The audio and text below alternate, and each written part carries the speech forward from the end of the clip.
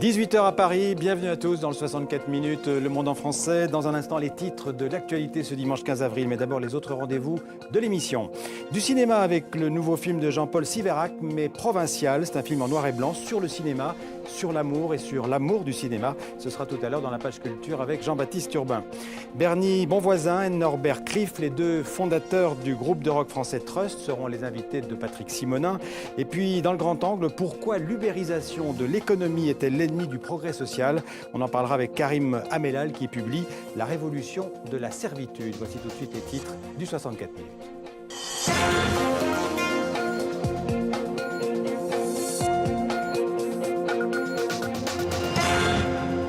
Nombreux contacts diplomatiques ces dernières heures, notamment au Conseil de sécurité de l'ONU, au lendemain des frappes occidentales en Syrie. Des experts de l'Organisation pour l'interdiction des armes chimiques sont arrivés à Damas pour enquêter sur l'attaque chimique supposée de l'armée syrienne à Douma.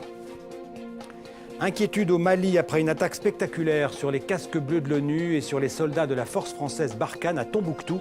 Un casque bleu a été tué, 7 soldats français blessés, au moins 15 assaillants auraient été abattus.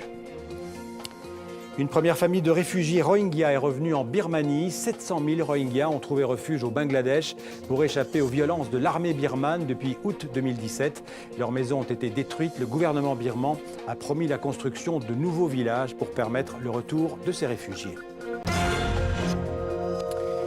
Au lendemain des frappes occidentales en Syrie, les pro- et anti-Assad se sont expliqués devant le Conseil de sécurité de l'ONU. Après les bombes, l'heure est apparemment à la diplomatie. Et une équipe internationale d'experts vient d'arriver en Syrie pour confirmer ou non que la ville de Douma avait bien été victime d'une attaque chimique lancée par l'armée syrienne. Antoine Delpierre. Les conditions dans lesquelles ils vont devoir enquêter s'annoncent aussi obscures que les vitres teintées de leur 4x4. Arrivés hier à Damas, les experts de l'OIAC devaient se rendre dès ce dimanche à Douma pour tenter de trouver des preuves de l'attaque chimique présumée dans cette ville de la Ghouta orientale, cette région au port de la capitale syrienne. Nous l'avons annoncé clairement. Nous fournirons à cette mission toute la coopération et la logistique nécessaires pour qu'elle puisse accomplir son travail. Mais une semaine après les faits, la zone est depuis passée sous le contrôle du régime. Sur place, plus aucune trace des derniers combattants rebelles ou des civils évacués jusqu'au dernier par les troupes syriennes. Pourtant, après les frappes américaines, françaises et britanniques contre le régime de Bachar al-Assad, les conclusions de cette enquête pourraient être déterminantes dans la reprise des négociations.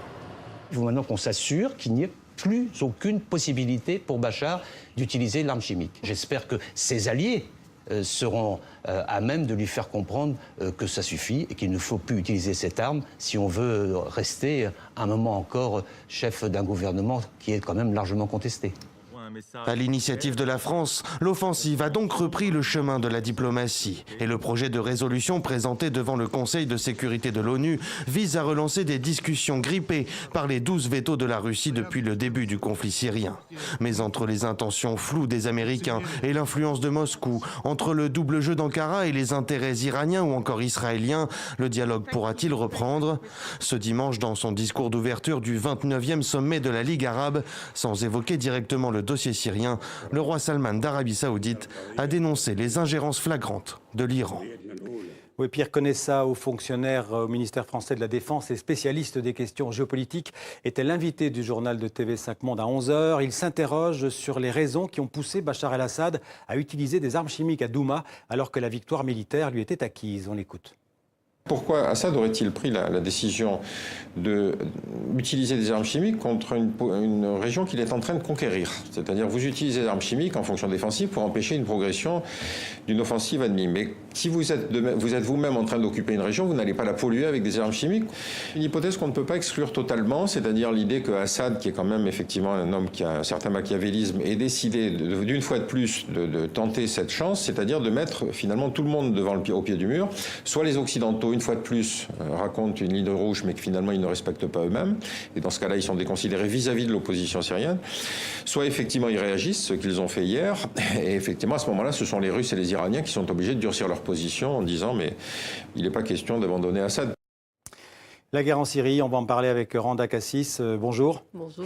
Alors, vous êtes l'auteur de La Syrie et le retour de la Russie. C'est aux éditions des Syrtes. Vous êtes né en Syrie, dans une famille aux racines chrétiennes, catholiques et orthodoxes. Vous avez vécu en Syrie, bien sûr, mais aussi en Algérie, en Allemagne et ensuite en France. Aujourd'hui, vous êtes franco-syrienne, d'ailleurs, militante de l'opposition syrienne laïque. Vous avez siégé notamment au Conseil national syrien après l'éclatement de la guerre civile en 2011. En 2012, vous avez dénoncé le poids des islamistes dans ce Conseil national et vous avez été exclu du CNS. Alors aujourd'hui, 7 ans après le début de la guerre en Syrie, vous dites, et je cite une phrase de votre livre, « La Russie est le seul pays qui peut efficacement mener la Syrie vers une solution politique raisonnable et réaliste ». Ça veut dire que l'avenir de la Syrie, elle est entre les mains de la Russie? Tout à fait. Moi, je crois profondément, et surtout aussi après pas mal d'années de collaboration entre moi et le gouvernement russe, je suis bien convaincue qu'il n'y a qu'un seul pays qui peut vraiment entamer ou même il peut soutenir un processus politique, c'est la Russie. Pour cette raison d'ailleurs, je crois que les frappes qui ont été faites de toute façon il y a 2 jours, c'était contre la Russie et pas contre le régime d'Assad. Ouais. Parce qu'il faut quand même, il faut peut-être faire un petit marche arrière aussi. Il faut voir ce qui s'est passé il y a quelques jours. Ouais. Nous vivons maintenant dans un esprit de hostilité contre la Russie. C'est un esprit, toujours la même mentalité de la guerre froide. Ça a commencé avec des sanctions il y a 10 jours, 2 semaines, les sanctions américaines contre des oligarques et officiers russes. Après, bien sûr, il y avait aussi l'accusation de la Grande-Bretagne de l'empoisonnement de Skripal. Ensuite, les frappes qui sont venues suite à la chute de la Ghouta. Alors, oui, mais vous avez remarqué qu'il n'y a aucun objectif russe qui a été touché en Syrie dans ces frappes. On dit même qu'il y aurait eu des accords entre les Russes et les Américains. Est-ce que vous avez entendu parler de ces accords? Oui, mais pourquoi ? Parce que la Russie a bien réagi. Oui, mais donc ça veut dire que ces frappes n'étaient pas dirigées contre les Russes? Non, c'est-à-dire au départ, ils voulaient aussi, surtout après la chute de Al-Ghouta, c'était quand même des frappes pour envoyer un message aux Russes. Mais puisque la Russie a bien, de toute façon, elle a réagi quand même fortement, pour se défendre, c'est là où, parce que personne, je crois, et aucune personne raisonnable souhaitait vraiment une escalade entre ces pays-là, surtout avec un pays nucléaire. Ouais. Alors après, pour parler de l'attaque chimique, est-ce que vraiment ça a été fait ou pas? À vrai dire, moi, je reste prudente parce que je sais très bien que peut-être le régime syrien a déjà, peut-être, il a fait. Mais vous ne croyez pas que le 7 avril dernier, à Douma, l'armée syrienne a utilisé des armes chimiques? Peut-être, je dis, je suis prudente, j'attends tout simplement la réponse des enquêteurs. C'est possible parce que aussi Bachar el-Assad ne souhaite, surtout après la réunion de Sochi qui s'est passée, la réunion qui a eu lieu à Sochi. En mois de mars. Voilà, le mois de janvier, 30 janvier. Ma plateforme d'Astana, de toute façon, était présente.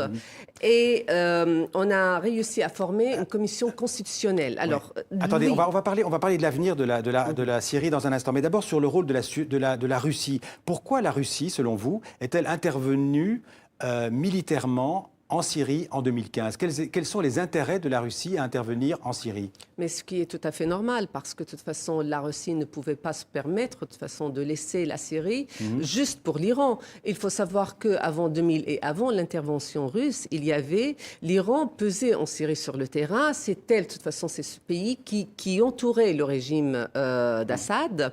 Alors, c'est même pour garder les intérêts russes en Syrie, au Moyen-Orient, il fallait intervenir en Syrie en 2015. Oui, dans le livre, vous parlez aussi beaucoup de la menace, je cite votre livre, là, il y a un chapitre qui s'appelle « La menace d'un islamisme totalitaire ». Est-ce que selon vous, ce qui était, offert à la population syrienne, c'était soit Bachar el-Assad, soit Daesh?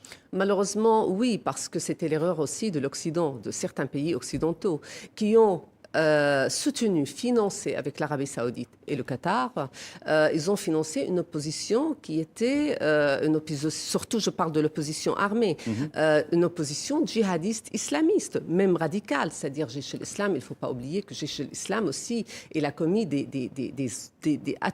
atrocités contre des civils. Et donc vous dites que indirectement, peut-être les Occidentaux, les Américains ont soutenu Daesh?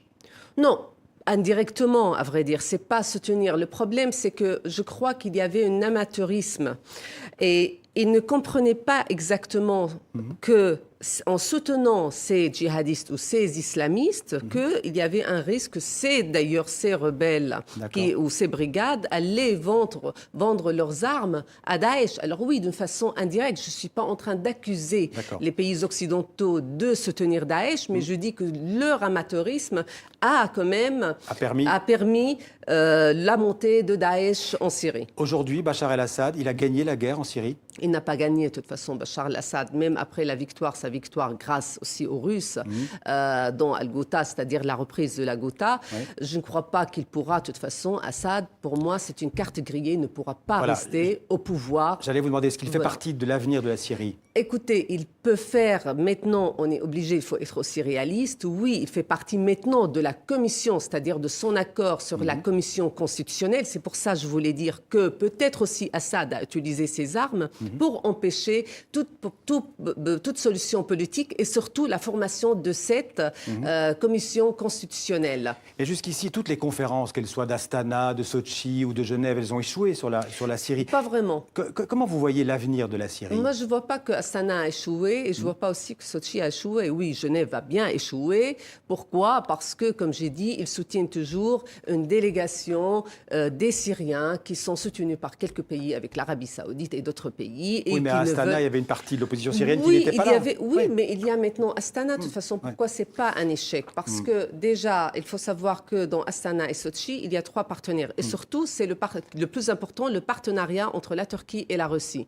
Et d'ailleurs, ce qu'on voit aujourd'hui dans le nord de la Syrie, il y a toujours des rebelles. La Turquie, elle est là pour battre les Kurdes. Le reste de la situation syrienne, c'est sa priorité. Parce qu'elle a une priorité, elle a bien compris, elle a compris qu'il fallait quand même collaborer avec la Russie. Il nous reste 30 secondes. Où en est l'opposition? Qu'est-ce qui reste de l'opposition syrienne aujourd'hui? Il reste l'opposition laïque qui était présente à Sotchi, par exemple, dans la plateforme d'Astana. Elle fera partie du nouveau pouvoir? Au contraire, c'est cette opposition qui sera, de toute façon, dans le futur gouvernement de Damas, et pas l'opposition de SNC ou HCN qui est soutenue par certains pays occidentaux. Merci Randa Kassis. Je renvoie votre livre « La Syrie et le retour de la Russie » aux éditions des Cirques. Merci d'être venu en parler. Merci. Dans 64 minutes. On continue avec la Syrie avec Nathalie Loiseau, qui est la ministre française chargée des Affaires européennes. Elle était l'invitée de notre émission internationale tout à l'heure. En partenariat avec Le Monde et RFI, la ministre justifie les frappes occidentales sur des sites d'armes chimiques du régime syrien. La Russie ne peut pas continuer à dire qu'il n'y a pas eu d'attaque chimique, que tout ça est de la manipulation, que c'est du théâtre. Ce cynisme-là n'est pas possible. C'est parce que le droit international était bafoué, parce que le droit humanitaire était bafoué, parce que les résolutions du Conseil de sécurité étaient bafouées, que nous sommes intervenus. Et vous parlez de Vladimir Poutine, il a essayé devant le Conseil de sécurité de faire adopter une résolution condamnant ces frappes. Il a échoué, il n'a pas obtenu la majorité du Conseil de sécurité, loin de là. Au Mali, spectaculaire attaque djihadiste à Tombouctou contre le camp des casques bleus de l'ONU et des soldats français de la force Barkhane. Une attaque à la roquette avec 2 véhicules piégés. Bilan au moins 1 casque bleu tué, 7 soldats français blessés. Une quinzaine d'assaillants auraient été abattus. Au Mali, on va retrouver notre correspondant Kaoru Magassa. C'était la stupeur et l'effroi hier à Tombouctou. Aux alentours de 15 h, des habitants que j'ai pu joindre au téléphone se sont confinés chez eux. Les maisons tremblaient, des détonations et des tirs sporadiques se faisaient entendre. La zone aéroportuaire où se trouve le camp de l'armée française Barkhane et le camp de la force de maintien de la paix de l'ONU a été attaquée. Ce fut une attaque complexe avec des tirs de mortier, des échanges de tirs au sol et une attaque à la voiture suicide. Un confrère sur place, au moment des faits que j'ai pu joindre, a pu voir 2 véhicules piégés tenter de s'infiltrer à l'intérieur des camps. Le premier, aux couleurs des forces armées maliennes, a pu franchir un premier barrage. Le second, qui portait le sigle de l'ONU, a été immobilisé. L'armée française annonce l'explosion de 3 véhicules kamikazes. Chose rare, les assaillants ont tenté de se faire passer pour des soldats maliens et onusiens. Un mode opératoire inquiétant qui a entraîné le bouclage de la zone et des fouilles importantes jusque dans la nuit. La mission de l'ONU annonce qu'un casque bleu a perdu la vie lors des échanges de tirs. L'état-major français indique de son côté que 7 soldats Barkhane ont été blessés et que 15 terroristes ont été mis hors de combat lors de cette attaque qui a duré plusieurs heures. Une première famille de musulmans Rohingyas réfugiés au Bangladesh a pu rentrer en Birmanie. C'est le fait du jour du 64 minutes. Une famille Rohingya donc de retour en Birmanie, 5 personnes sur les 700 000 Rohingyas qui s'entassent dans des camps insalubres au Bangladesh. Et tous ceux qui rentreront n'obtiendront pas la citoyenneté birmane et ne retrouveront pas leur logement, détruit pour la plupart lors des terribles violences de ces derniers mois. Karine Barzégar. Poste frontière entre le Bangladesh et la Birmanie. Devant les caméras de la télévision officielle birmane, une famille de musulmans Rohingyas, de retour dans l'état de Rakhine. Entretien avec les policiers, prise d'empreintes digitales et de photos, remise de produits de première nécessité, mais pas d'interview. Le ressenti des 5 membres de cette famille cobaye restera secret. Dans un communiqué, les autorités birmanes se contentent de préciser qu'ils sont renvoyés chez des proches à Maung Daw, épicentre des violences dans la région. Un retour très médiatisé est d'ores et déjà décrié par les défenseurs des droits humains, dénoncé comme un exercice de relations publiques destiné à détourner l'attention des crimes commis. Difficile de savoir en tout cas si ce premier retour symbolique sera bientôt suivi par d'autres, alors que 700 000 Rohingyas s'entassent dans des camps insalubres au Bangladesh. Cette semaine, un responsable birman s'est rendu sur l'un de ces sites justement, une autre première. Sur place, le ministre des Affaires sociales, Wingmiat Aye, a assuré que le rapatriement des Rohingyas était une priorité du régime. Mais les rares candidats au retour posent des conditions. Je veux que la mention de notre nationalité inclue l'ethnicité Rohingya. S'ils ne nous reconnaissent pas avec notre citoyenneté, donc l'ethnicité Rohingya, alors on ne rentrera pas dans notre pays. La grande majorité des réfugiés refusent de rentrer par crainte d'exaction. Selon l'ONU, la Birmanie n'offre toujours pas la citoyenneté aux Rohingyas, ni un retour garanti dans leur village d'origine. Le retour des réfugiés doit être volontaire et digne, avec des solutions durables. D'après ce que j'ai vu et entendu, les conditions en termes de sécurité, de santé et de déplacement ne sont pas propices à un retour. La Birmanie et le Bangladesh se sont donné 2 ans pour régler la question du retour des Rohingyas. Énorme manifestation ce dimanche à Barcelone. Plusieurs centaines de milliers de Catalans ont réclamé la libération des indépendantistes emprisonnés en Espagne. 9 responsables indépendantistes ont été accusés de rébellion par la justice espagnole. Ils risquent au maximum 30 ans de prison. Les manifestants ont exigé la remise en liberté de ceux qu'ils considèrent comme des prisonniers politiques. Au cours de cette manifestation, plusieurs intervenants ont réclamé une solution démocratique à ce conflit et l'ouverture urgente d'un dialogue politique. En France, des affrontements ont éclaté ce dimanche entre manifestants et forces de l'ordre à Notre-Dame-des-Landes. Plusieurs milliers de personnes s'étaient rassemblées pacifiquement pour soutenir les zadistes expulsés ces derniers jours. Mais quelques centaines de radicaux ont provoqué les forces de l'ordre qui ont répliqué à coups de gaz lacrymogène. Anne-Claire Poignard de France 2. Face à face, une nouvelle fois tendue. Autour des barricades improvisées, les affrontements se poursuivent entre zadistes d'un côté et forces de l'ordre de l'autre. Pneus, cocktails Molotov, aux projectiles en tout genre des opposants répondent les gaz lacrymogènes des gendarmes. À Notre-Dame-des-Landes, la tension ne redescend pas. Ça continuera, ça va continuer, c'est pas en balançant des grenades qu'ils vont nous arrêter en fait. Ce matin encore, les forces de l'ordre continuaient de dégager les barricades sans cesse reconstruites par les opposants. Les accès à la zone sont strictement filtrés. Plusieurs dizaines de milliers de Hongrois, 100 000 selon les organisateurs, ont protesté hier soir à Budapest sur l'air de l'hymne européen contre la réélection du Premier ministre nationaliste Viktor Orban. Les manifestants accusent le pouvoir d'avoir faussé les élections et demandent un recomptage des voix. Dimanche dernier, Viktor Orban a remporté une 3e victoire électorale consécutive qui lui assure d'ailleurs une majorité des 2/3 au Parlement pour 4 ans. Et puis au Sénégal, l'imam Dao est accusé d'avoir voulu créer un réseau djihadiste proche du groupe État islamique. Il comparaît depuis lundi devant un tribunal à Dakar. Ils sont 30 d'ailleurs au total dans le box des accusés. L'imam Dao est présenté comme l'idéologue de ce réseau. Il avait déjà été condamné pour apologie du terrorisme suite à des prêches dans sa mosquée. Et notre correspondante Margot Chevance est partie avec Cheikh Berthet sur ses traces à Kaolack, dans l'école coranique où il enseignait. Abdoulaye Ndao dirige la prière du vendredi. Depuis l'incarcération de son frère, il a repris les rênes de son dara, ce lieu qui rassemble mosquées et écoles coraniques. Les fidèles sont venus nombreux écouter son prêche inspiré de l'actualité.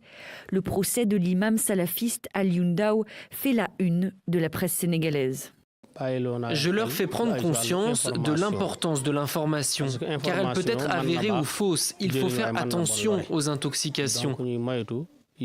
Lorsque l'imam a été arrêté, il nous a demandé de continuer de faire fonctionner le dara, de faire perpétuer son travail avec l'aide de Dieu et jusqu'à son retour ici.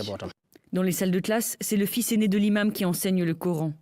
Ici, près de 500 élèves sont pensionnaires, mais les conditions de vie sont précaires, proches du dénuement. Les bâtiments sont délabrés et un seul puits d'eau non potable alimente l'établissement.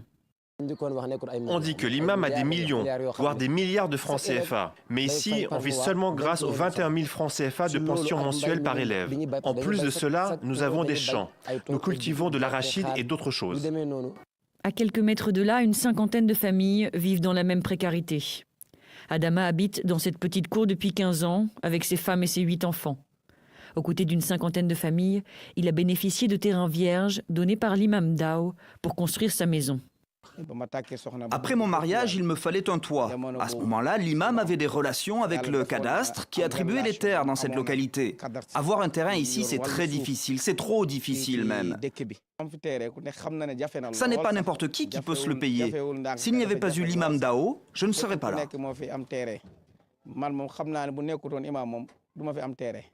Dans le quartier de N'Gane Alassane, l'incarcération de l'imam Dao reste tabou. Son arrestation en pleine nuit, il y a 2 ans, a surpris son voisinage. Mais les autorités sénégalaises soupçonnent que son dara soit devenu un foyer potentiel de formation de terroristes. 2 tragiques affaires de viol en Inde. Un dirigeant du parti du Premier ministre Narendra Modi est accusé d'avoir violé une adolescente en juin dernier. Et puis une fillette musulmane de 8 ans aurait subi un viol en Réunion avant d'être tuée par ses ravisseurs. Le drame s'est déroulé en janvier dans une région à majorité hindoue. Lourdes Matos. Le crime dont il est question, le viol d'une adolescente, remonte à juin dernier. Et en près d'1 an, c'est la première fois que son auteur présumé, cet homme aux cheveux courts et à la moustache bien taillée, est interrogé par la police. Car Kuldeep Singh Sengar, c'est son nom, est un député influent du BJP, le parti au pouvoir. Il est élu dans l'Uttar Pradesh. Sa victime présumée, une jeune femme pauvre qui s'accroche malgré tout pour obtenir justice. Plus longtemps il restera en liberté, plus ce sera dangereux pour nous. Nos preuves, nos témoins vont continuer à disparaître. Le père de la jeune femme voulait aussi aller jusqu'au bout. Il est mort en détention la semaine passée. Son meurtre aurait été orchestré par le député Sengar. Ce dernier rebondissement a poussé le Premier ministre Modi, sous la pression des médias, à prendre la parole. Aux 4 coins de l'Inde, des incidents comme ceux-ci ébranlent notre sensibilité. Je veux l'assurer à tout le pays, aucun coupable ne sera épargné. Justice sera rendue. 2 de nos filles qui ont été victimes de tels crimes obtiendront justice. Car il y a aussi dans le Jammu et Cachemire, cette fois à l'extrême nord du pays, l'affaire Asifa. Une fillette de 8 ans violée en janvier dernier par plusieurs hommes, puis tuée. Les détails sordides de l'acte d'accusation rendu public cette semaine ont enflammé la région, et bien au-delà. Asifa était musulmane dans un État majoritairement hindou et le facteur religieux aurait motivé ce double crime. Environ 40 000 viols sont signalés chaque année en Inde, une goutte d'eau dans ce pays de plus d'1 milliard d'habitants où le viol est un fléau national qui révèle des problèmes sociétaux encore plus profonds. Elle s'appelle Sondos Lamrari, elle porte le voile et veut devenir policière à Montréal. C'est la une francophone du 64 minutes.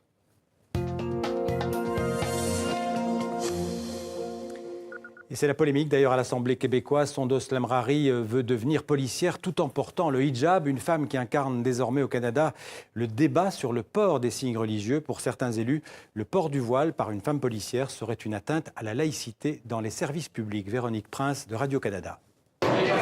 Sondos Lamrari porte le hijab par choix. Étudiante en technique policière, la jeune femme de 17 ans rêve de travailler pour le service de police de Montréal ou celui de Laval. Une des plus grandes raisons pour laquelle je porte le foulard, c'est vraiment de me dissocier des standards, des idéaux justement que la société nous impose indirectement. Elle ne voit pas pourquoi son hijab l'empêcherait de se trouver un emploi. Je pense que la majorité des citoyens sont indifférents par rapport à la situation. Écoutez, je me prends dans le métro avec mon uniforme, puis on m'encourage plus qu'on qu'on m'insulte.